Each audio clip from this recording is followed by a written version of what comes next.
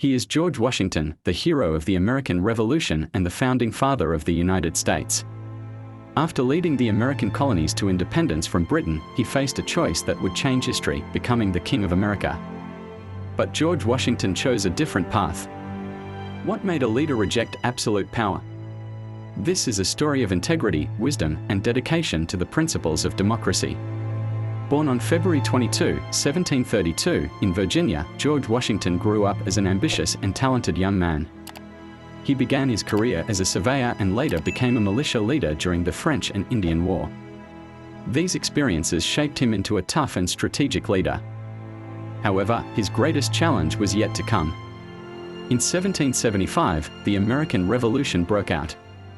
The American colonies rose up against British rule, and George Washington was chosen as the commander-in-chief of the Continental Army.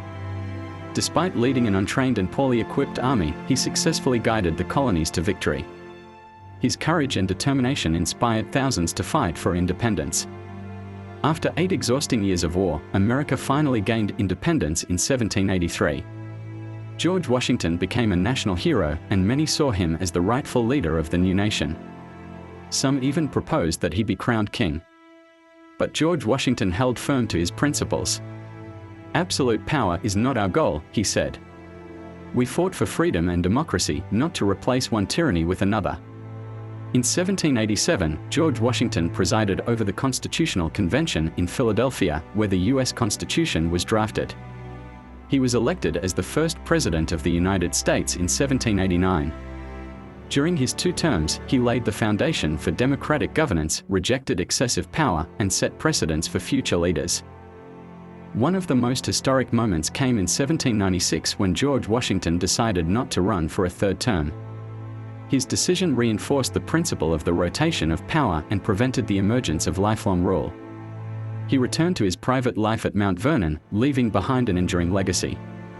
George Washington was not only a brilliant military leader but also a wise statesman.